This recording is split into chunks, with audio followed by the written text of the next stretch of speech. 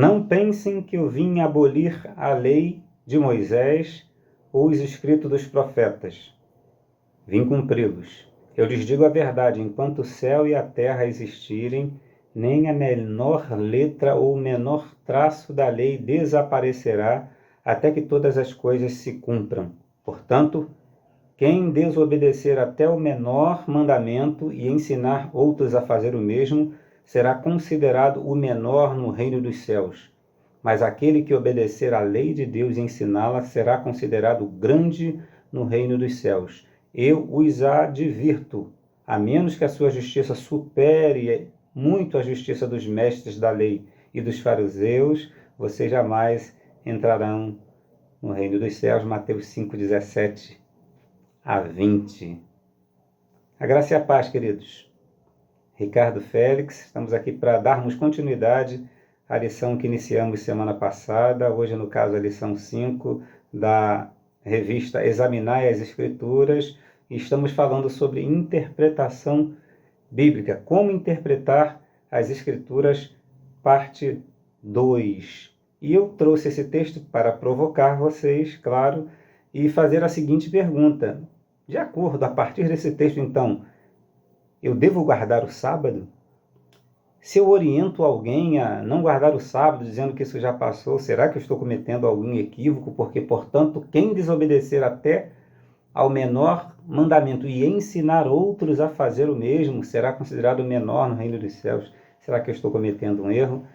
Esse assunto se reveste de tamanha importância. Não necessariamente, embora também o assunto sobre a permanência ou não da lei, a validade dela ou não, mas o assunto macro sobre o qual estamos tratando, que é a correta interpretação da palavra de Deus da Bíblia. Por isso, fique conosco, esteja atento, você que está conectado nesse canal da PIB do Parque Anchieta, que durante esses 30, 40 minutos que passaremos juntos, você continue a aprender um pouco mais sobre essa tão importante matéria que é a hermenêutica, que é a arte da interpretação bíblica. Vamos orar?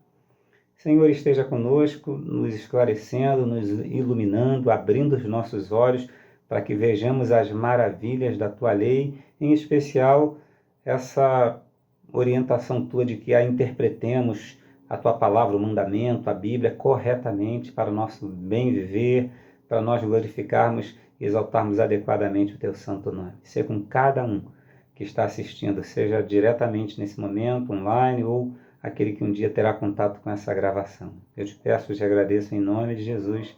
Amém. A lei está ou não está em vigor? Né? Foi essa a nossa provocação. Né? Por isso que Jesus, lá em Lucas 10:26, pergunta: o que diz a lei de Moisés? Como você a entende? O sábado é ou não é para ser guardado? Né? Uma breve síntese que nós vamos fazer daquilo que estudamos na semana passada. É apenas para contextualizar aqueles que estão chegando, que estão assistindo pela primeira vez, para que ele consiga que essa lição seja um todo, ou para refamiliarizar, para relembrar aqueles que participaram, que assistiram à última aula. Nós falamos sobre a importância de estarmos alerta quanto aos perigos da interpretação equivocada das Escrituras e, por conta disso, a necessidade de desejarmos, mais do que desejarmos, de buscarmos a interpretação o mais fiel possível ao que o Senhor nos fala por meio da sua palavra. E aí nós percorremos os seguintes tópicos na semana passada. Primeiro, o que é interpretação bíblica? Tratamos de hermenêutica, essa palavra que significa princípios, leis, métodos para a interpretação da Bíblia, da palavra hermeneu. Falamos inclusive sobre Hermes, né, aquele intérprete da mitologia grega dos deuses em relação aos homens, que trazia de forma inteligível a comunicação, é claro que isso é mitológico, das mensagens dos deuses, especialmente de Zeus, ao ser humano. Falamos também sobre a necessidade da hermenêutica, por que é necessário. Primeiro falamos sobre o pecado, né? O homem que decaiu e por conta disso está cego, tem sua mente cegada para as coisas espirituais. Falamos sobre a limitação intelectual e até mesmo cultural do homem, aspectos culturais, língua, região, que necessitam de interpretação. Falamos sobre a complexidade do próprio texto bíblico, não no sentido de que Deus queira se ocultar, mas de um mínimo de exigência que Deus tem para que nós nos interessemos e perscrutemos, pesquisemos, perquiramos o conteúdo verdadeiro, conteúdo bíblico. Deus ele se revela assim, porém ele exige de nós um mínimo de interesse pela interpretação da Bíblia. Finalmente nós falamos também sobre alguns exemplos que nós tivemos. O próprio Jesus, que procurava interpretar para os seus ouvintes, traduzir para os seus ouvintes a palavra. Além dele, Paulo, Filipe, todos os escritores bíblicos nos dão exemplo de que é importante interpretarmos as escrituras adequadamente. Falamos sobre qualidades de um bom intérprete, por exemplo, alguém ser convertido, inclusive hoje vamos tratar um pouco mais sobre isso. Falamos sobre a necessidade de ele estabelecer comunhão com a igreja, porque no corpo de Cristo, com a igreja e com outros, nós aprendemos um pouco mais sobre a Bíblia. Falamos sobre a qualidade de ser alguém interessado, que procura diligentemente, que reflete, que medita, que até pesquisa dentro da sua limitação, se não é um teólogo, mas há tantos livros na internet, há tantos teólogos confiáveis, como Hernandes Dias Lopes, Augusto Nicodemos, e tantos outros aí que têm se debruçado, um mínimo de interesse por ouvir, por ler, por assistir a um vídeo, Humildade, atitude de oração também, porque a Bíblia é algo espiritual e necessita que os que a buscam o façam em oração. Bom senso também, honestidade para com o próprio texto bíblico, que em muitas partes demanda apenas uma questão de bom senso para que seja interpretado. A não precipitação, não chegar logo a conclusões antes de realmente investigar, de pesquisar, conforme o próprio Lucas fez, investigando os fatos sobre a história de Jesus para depois escrever. Então não é chegar logo, tatuagem é pecado, beber é pecado, guardar o sábado está errado. Então isso, e sim fazê-lo com coerência, com calma, com prudência, seguindo os princípios de interpretação bíblica. Falamos sobre para que é importante, para ter integridade, porque a Bíblia é um todo, precisamos compreendê-la como um todo, para que tenhamos visão coerente da própria Bíblia. Falamos também sobre a necessidade de entender a Bíblia como tendo autoridade, aliás, a própria Bíblia que se interpreta, vamos falar sobre isso. Falamos que é necessário interpretar a Bíblia para se chegar à verdade, porque é a verdade que liberta, para se ter práticas corretas, adequadas, para que não fiquemos vivenciando doutrinas e práticas e presos a leis, a dogmas, a comportamentos que a própria Bíblia não nos insta a praticarmos, a vivermos, Lemos até Salmo 119:9, que diz: como purificará o mancebo seu caminho, observando conforme a palavra. E finalmente iniciamos a tratativa sobre alguns princípios sobre interpretação bíblica. Falamos inclusive que a principal fonte desses princípios é Hendrickson, embora outros autores também estão sendo utilizados pelo autor da nossa revista. E hoje, finalmente, trataremos de outros princípios. Tratamos de 2 semana passada, hoje vamos tratar de outros 6, e aí, além disso, alguns mecanismos, algumas estruturações bíblicas que também, ao compreendermos, melhor interpretaremos a palavra do Senhor. Então, falamos primeiro sobre a autoridade bíblica, que é um dos princípios, semana passada, sobre a autoexplicação da Bíblia, um princípio importantíssimo.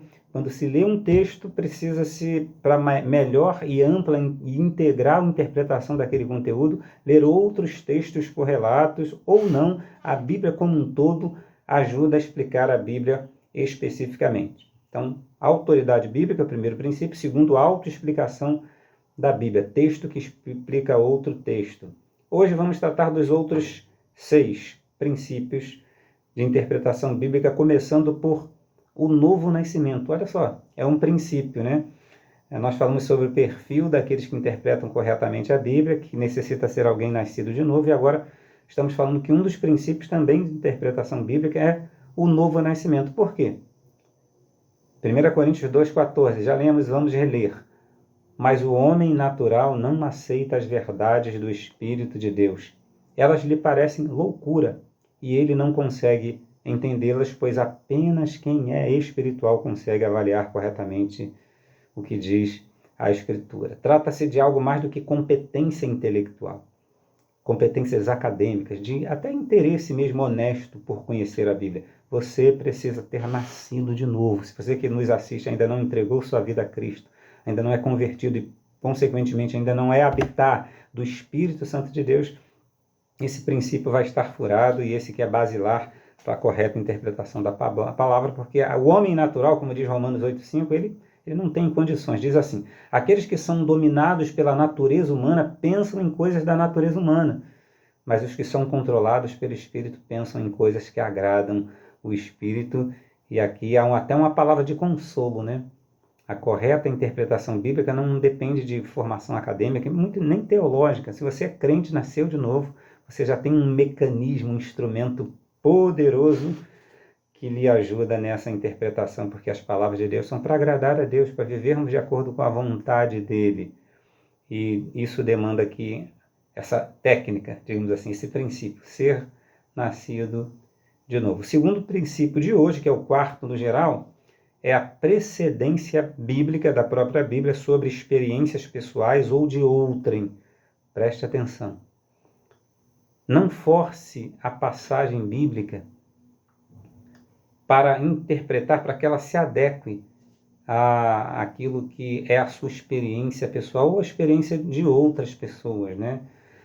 A palavra de Deus diz assim em Gálatas 1:8: mas ainda que nós mesmos ou um anjo do céu vos anuncie outro evangelho além do que já vos tenho anunciado, seja anátema, ou seja, seja destruído.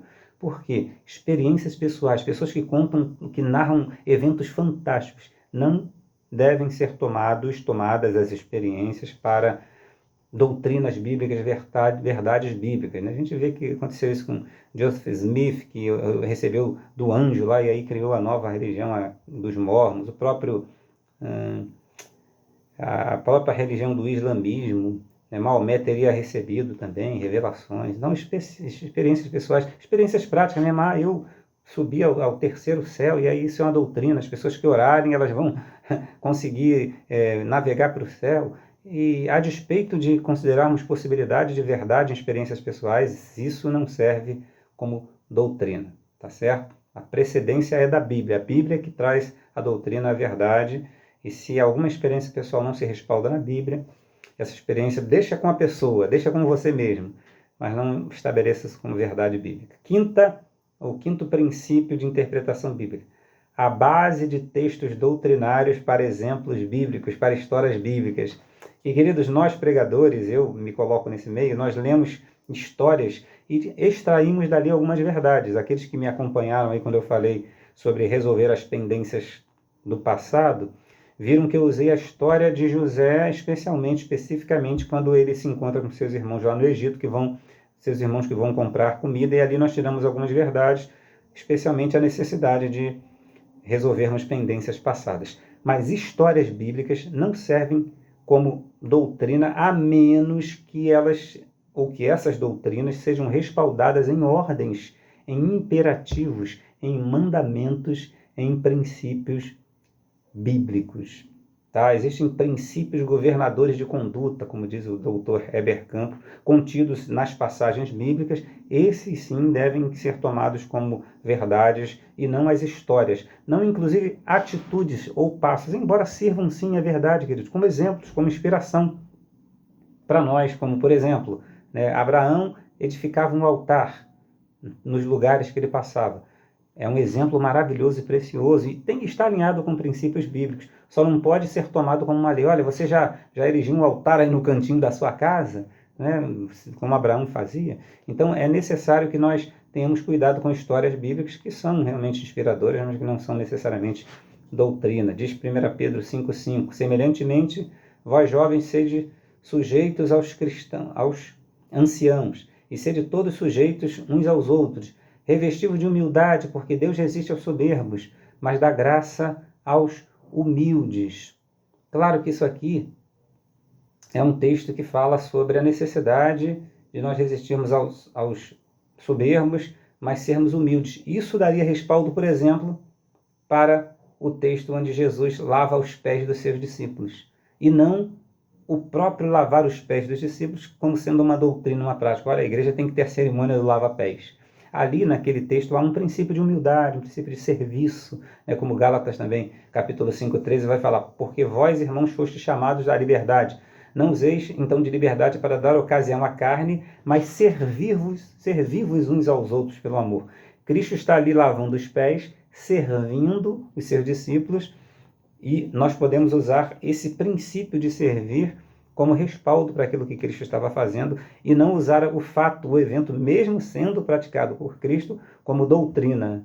Nós temos que lavar os pés das pessoas juntamente com as quais nós servimos a Deus. Então, cuidado com histórias bíblicas, com eventos bíblicos, para não serem tomados como doutrina, como regra de comportamento, e sim podem, a partir de estarem baseadas em princípios, em mandamentos, em doutrinas, em leis bíblicas, em ordenanças, em imperativos bíblicos, sim, podem servir como inspiração. Mas mesmo aquele fato, aquela atitude, ela não é literal ou literalmente uma obrigação, mas ela serve como um exemplo, como uma ilustração daquilo que podemos fazer e vivenciar e praticar para cumprirmos os princípios sobre os quais esse ato, essa história está alicerçada.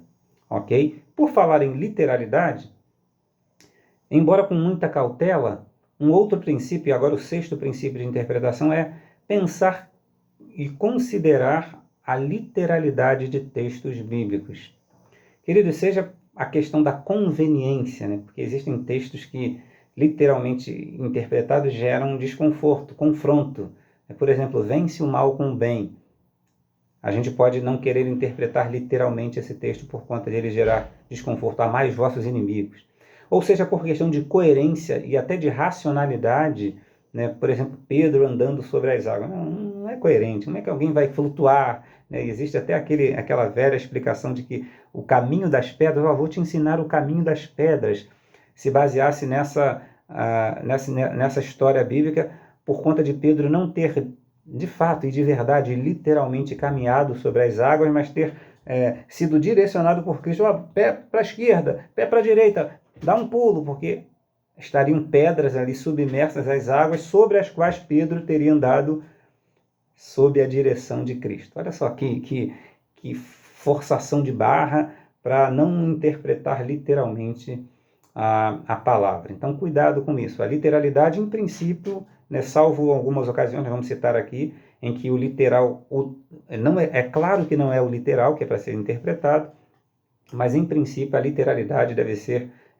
tomada a despeito do desconforto, a despeito da incoerência ou aparente incoerência racional e intelectiva, tá? Ou seja, por questão de alinhamento às tendências teológicas.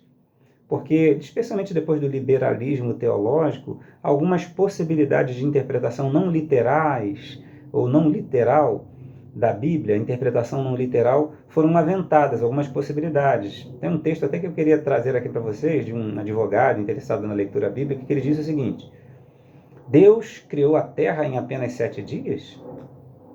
Um erro. Ainda que levássemos ao pé da letra, literalmente, palavras do próprio autor desse texto equivocado, tá, queridos? Ou texto perigoso. Texto talvez até herético, eu arriscaria.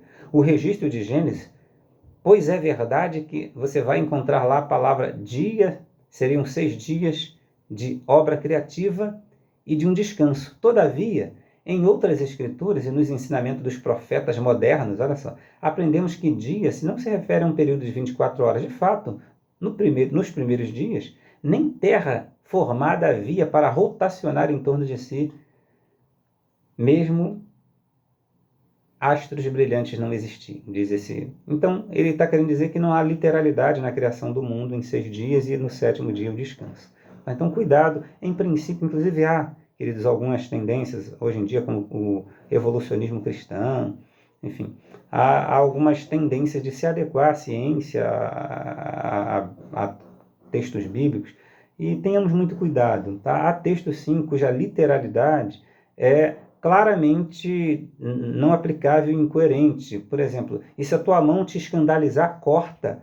Melhor é para ti entrares na vida aleijado do que tendo 2 mãos ires para o inferno, para o fogo que nunca se apaga, onde o seu bicho não morre e o fogo nunca se apaga. Marcos 9, 43 e 44. Aqui fica claro o contexto ali de arrancar os olhos, de cortar uma mão, uma perna. É claro que não é literal, mas ali também há uma literalidade. Por exemplo, né, ser lançado no inferno. O inferno é literal, local de sofrimento eterno. Então, em princípio, considere literalmente, como princípio de interpretação bíblica, o conteúdo, o texto que você está lendo. Sétimo princípio, penúltimo, interprete a partir do sentido do texto para o autor e seus leitores ouvintes. Isso aí é um princípio basilar da hermenêutica, da interpretação bíblica. O que Deus estava querendo dizer, o que o autor estava querendo dizer, como poderiam compreender a audiência, os ouvintes aos quais estava sendo ministrada aquela palavra, seja falada, seja escrita. Por exemplo, palavra muito conhecida, utilizada para aqueles que ensinam sobre interpretação bíblica. As vossas mulheres estejam caladas nas igrejas, porque não lhes é permitido falar, mas estejam sujeitas, como também ordena a lei. 1 Coríntios 14, 34. E aí? O que significava no contexto? E aqui, volto a dizer, a gente não está querendo... São tantos textos, falamos aqui sobre tatuagem, sobre bebida, sobre lei, sobre sábado, e agora sobre a mulher estar calada, e dificilmente numa lição sobre interpretação bíblica poderíamos ou até deveríamos tratar especificamente de textos, e esse eu também não vou tratar, vou deixar os queridos como tarefa de casa, cada uma dessas áreas, cada um desses textos aparentemente complexos e polêmicos, que você procure, a partir dessas técnicas, desses princípios, dessa lição sobre interpretação bíblica, que você procure o real significado e aplicação desses textos. Mas eu estou apenas trazendo o exemplo da necessidade de entendermos o que aquele texto, o que aquele conteúdo significava para a sua audiência inicial. Há palavras, inclusive expressões, queridos, que necessitam de entendimento naquele contexto ali. Inclusive, não apenas o conhecimento do original vai ajudar, porque, por exemplo, a palavra mundo em João 1,10 estava no mundo e o mundo foi feito por ele e o mundo não o conheceu, que aparece 3 vezes, no original é a mesmíssima palavra, literalmente. Porém, em cada uma dessas colocações por João estava no mundo. O mundo, eu me senti tentado a dizer o primeiro mundo o que é, o segundo mundo o que é. O mundo foi feito por ele e o mundo não o conheceu. Cada uma delas, embora literalmente iguais, não deve ser interpretada da mesma forma. Então é importante que você entenda o que aquele contexto está querendo dizer, o que Deus está trazendo por meio daquele autor, o que aquele público que está ouvindo, lendo, está entendendo daquilo que está sendo falado. Então, interprete o sentido do texto para o autor e seus ouvintes ou leitores. E, finalmente, o último princípio é interprete as escrituras dinamicamente. Eu me lembro quando eu fiz um curso, quando eu fazia parte do MAP, Ministério de Apoio a Pastores e Igrejas, e a gente era muito instado a interpretar, a ler a Bíblia devocionalmente, e a orientação era assim, olha para a Bíblia, né? Observe, interprete e aplique. Olhe, não apenas leia, mas olha, dê uma olhada lá na Bíblia. E esse aplicar é exatamente essa dinâmica, é saber o que a Bíblia diz para os nossos dias de hoje, né? Eu gosto muito de um texto lá, se não me engano é Deuteronômio 22, onde há uma orientação de que se sejam construídos parapeitos no terraço, na parte alta da casa, para que a pessoa não caia, né? Aí tem casa que tem telhado, tem que aplicar isso. Como é que vai aplicar? Mas isso pode ser aplicado, por exemplo, esse spoiler eu vou dar, né? Essa possibilidade, não essa lei. Se você tem uma pessoa idosa na sua casa, você deve se preocupar com antiderrapante nas escadas, deve se preocupar com barras de segurança, enfim, no banheiro. Então é como se você estivesse trazendo para o seu dia o que aquele princípio, como aquele princípio se aplica. Isso é interpretação dinâmica. E Paulo ele vai falar aos Romanos o seguinte, porque tudo que dantes foi escrito para o nosso ensino foi escrito. É verdade que ele estava falando para pessoas de 2000 anos atrás, mas não há qualquer dificuldade de eu e você, queridos, entendermos que o que foi escrito, incluindo o que Paulo escreveu, até porque ele está fazendo referência ao Antigo Testamento, à Antiga Aliança, se ele já disse que aquilo que foi escrito antigamente se aplicava a ele, da mesma forma isso se aplica a nós, e aquilo que é o Novo Testamento, a Nova Aliança, tem aplicabilidade no nosso dia a dia. Interpretar as Escrituras dinamicamente significa o que? Significa deduzir, descrever na prática como aquilo se aplica à vida de cada um de nós. Então esses foram os 8 princípios de interpretação da Bíblia que devem ser aplicados por nós, dentre outros possíveis. E nós queremos finalizar com a última parte dessa lição, falando sobre a necessidade de compreendermos algumas categorias, ou seriam alguns mecanismos, ou algumas técnicas utilizadas na própria palavra e que precisam ser por nós observadas para uma correta, uma adequada, uma pertinente interpretação das Escrituras. Eu quero citar aqui pelo menos três categorias ou mecanismos utilizados pela própria palavra de Deus. O primeiro deles é a tipologia. Essa palavra é utilizada, não tipologia necessariamente, mas um padrão, um modelo. É utilizado pelo menos 14 vezes no Novo Testamento e tem a ver com um modelo, padrão, exemplo.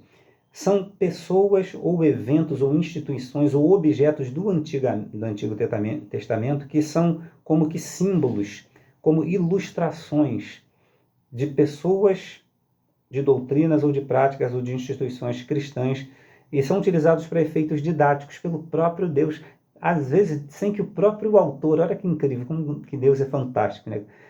Como ele inspira de fato a palavra.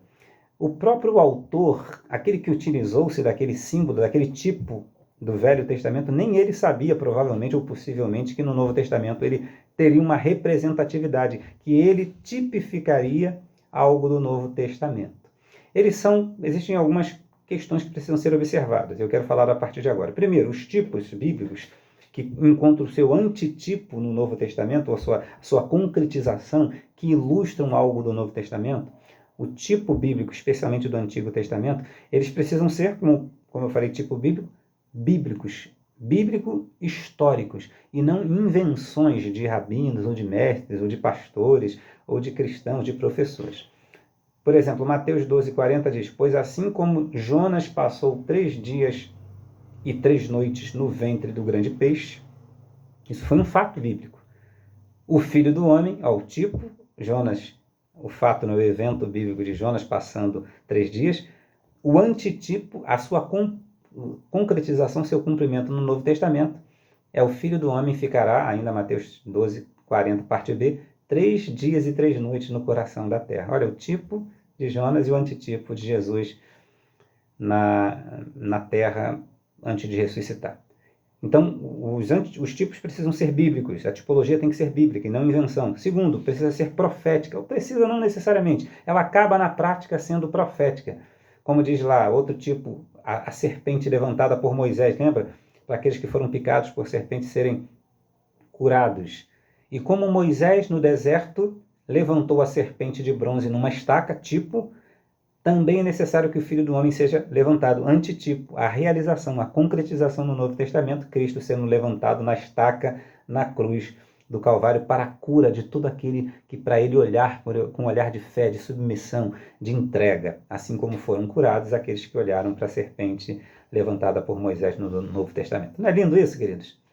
Lucas capítulo 24, versículo 37 vai dizer que eles, além de serem proféticos, agora são também cristocêntricos.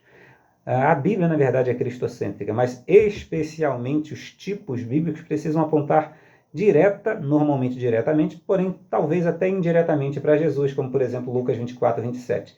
Então Jesus os conduziu por todos os escritos de Moisés e dos profetas, explicando o que as Escrituras diziam a respeito dele. Provavelmente Jesus estaria mostrando os vários tipos, como por exemplo, aquela colocação de que, olha, você porém inimizade entre ti e a mulher, entre a sua semente e a tua semente, e esta ferirá a cabeça e tu lhe ferirás o calcanhar, né? Mostrando Jesus ali. E tantos outros textos do Antigo Testamento que tipificam a pessoa, a figura do próprio Jesus. E além disso, como eu falei, precisam ser bíblicos, históricos, precisam ser proféticos, profetizando algo em que vão se concretizar no Novo Testamento, cristocêntricos, porque apontam, convergem para Jesus, e finalmente são recursos didáticos, eles precisam ter utilidade, eles precisam lançar luz sobre os mistérios bíblicos, sobre a palavra de Deus, como diz 1 Coríntios 10:4, e todos beberam da mesma água espiritual,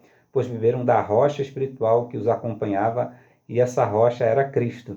Olha, falando que aquilo que de que os hebreus desfrutavam enquanto bebiam a água da rocha no Velho Testamento, apontava para nós que bebemos da água viva que é Cristo Jesus. Ou seja, os tipos bíblicos eles precisam esclarecer, eles precisam ampliar a nossa visão sobre, especialmente, o cumprimento das profecias a respeito do próprio Cristo.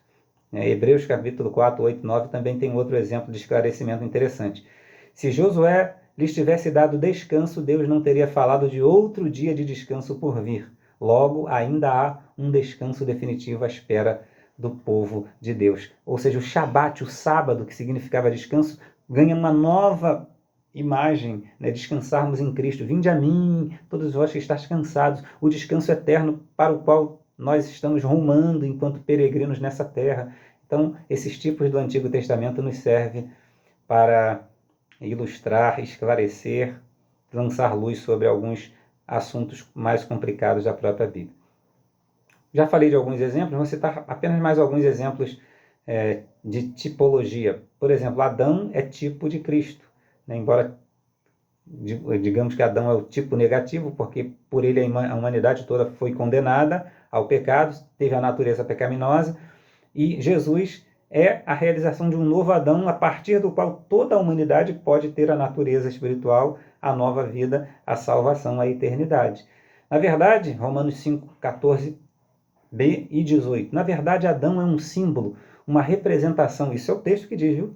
Literalmente, na verdade Adão é um símbolo, uma representação daquele que ainda haveria de vir. Isso Romanos 5, 14, a parte B. E o 18 de Romanos 14 diz, é verdade que um só pecado de Adão trouxe condenação a todos, mas um só ato de justiça de Cristo removeu a culpa e trouxe vida a todos. Então, a tipologia de Adão.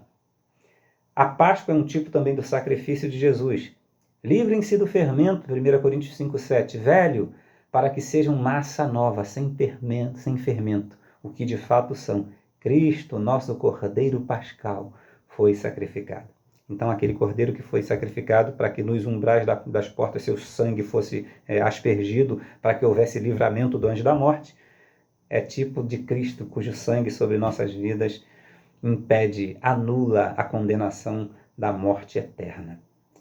Tabernáculo, um terceiro exemplo, que é um tipo do ministério de Cristo, diz assim Hebreus 8, 5 e 6. O serviço sacerdotal que eles realizam, é apenas uma representação, um tipo, uma sombra das coisas celestiais. Agora, porém, Jesus, nosso sumo sacerdote, recebeu um ministério superior, pois ele é o mediador de uma aliança superior baseada em promessas superiores. Então, a tipologia é o primeiro exemplo de mecanismo que a Bíblia tem para facilitar a compreensão, a interpretação da Bíblia. A alegoria, que vem da palavra alegoreu, falar simbolicamente. É como que uma figura de linguagem que traz expressividade para o texto, que traz mais cor, mais intensidade, mais beleza, que dinamiza o ensino, a instrução bíblica. Para aquele que está falando e, lógico, também para aqueles que estão escrevendo, que estão ouvindo. Essas duas mulheres ilustram duas alianças. Estou dando um exemplo de alegoria lá de Gálatas 4, 24 a 26. A primeira, Agar, representa o Monte Sinai, onde o povo hebreu recebeu a lei que o escravizou. E Agar, que é o Monte Sinai, na Arábia, representa a Jerusalém de agora, pois ela e seus filhos vivem sob a escravidão da lei. A segunda mulher, Sara, representa a Jerusalém celestial. Ela é a mulher livre, é a nossa mãe. Então, representando Israel, representando a igreja, são alegorias utilizadas, isso no caso um mecanismo mais raro. Aliás, essa expressão alegoria só se encontra no Novo Testamento, exatamente em Gálatas, capítulo 4. O último, terceiro e último, falei de tipologia, que é uma ferramenta, um mecanismo usado pela própria Bíblia, a alegoria que a própria Bíblia usa para nos esclarecer, olha, o Velho Testamento, a lei, Agar, Novo Testamento, Sara, a igreja, Sara, Israel, o antigo, Agar. E agora vamos falar sobre a parábola, que é a palavra em si, parábola, significa colocar de lado, se colocar ao lado, comparar, do grego parábolon, que significa estar de lado, colocar ao lado comparar. É também um gênero literário que traz um contorno, que dá ao texto que está sendo apresentado uma forma de história. História essa que envolve normalmente elementos do cotidiano, do dia a dia, conhecidos, comuns, né? Familiares àqueles que estão tanto falando quanto ouvindo, como por exemplo a parábola do bom samaritano, a parábola do juiz iníquo, quando Deus fala sobre publicanos, sobre viúvas, sobre joio, sobre trigo.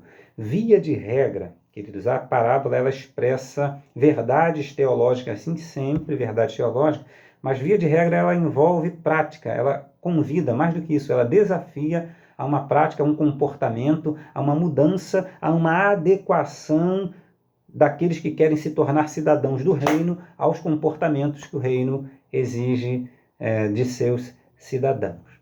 Né? E elas devem ser interpretadas, as parábolas, com alguns princípios. Primeiro, percebendo quem era a audiência. Né? Você vai ver uma parábola, quem é que está ouvindo Jesus ali? Eram as multidões ou eram só os discípulos?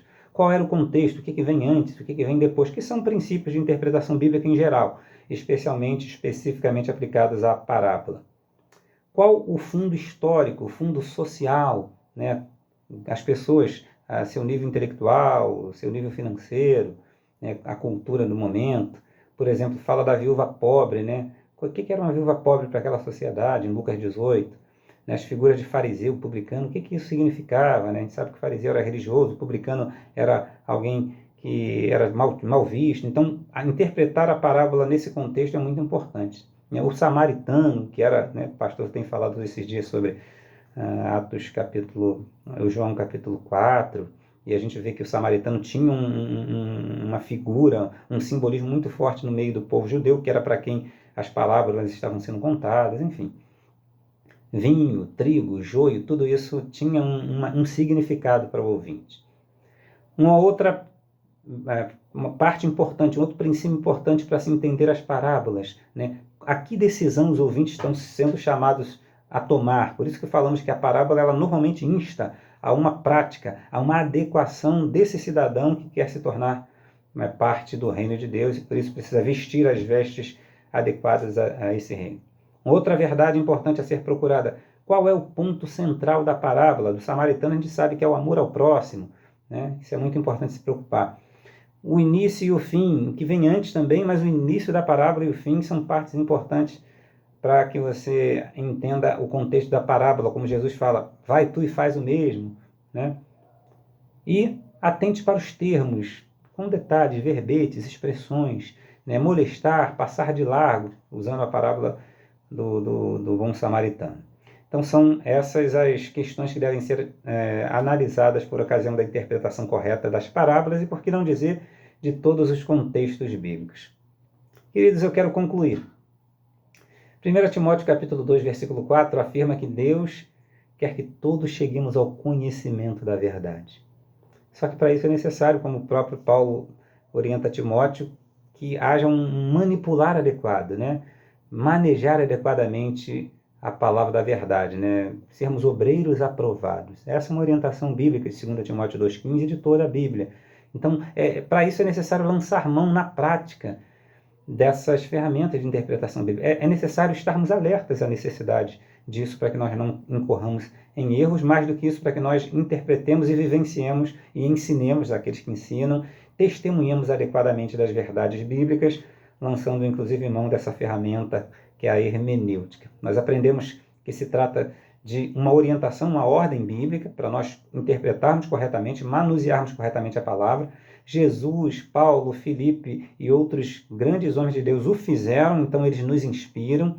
É uma necessidade devido ao mundo cegado, distante de Deus. Nós mesmos, pecadores, nós precisamos então em oração, em humildade, e por isso nós devemos considerar alguns princípios que foram colocados aqui, né? A Bíblia como verdade, interpretar a Bíblia a partir de todo o contexto, sermos convertidos de verdade, porque a Bíblia se interpreta espiritualmente, olhar a Bíblia como um todo, olhar as doutrinas e não apenas as histórias, os exemplos bíblicos, dentre outros princípios que nós trouxemos aqui. Falamos também de algumas estruturas, de algumas categorias, de alguns mecanismos, como a tipologia, que é um exemplo no Antigo, que tipifica, que se concretiza no Novo Testamento.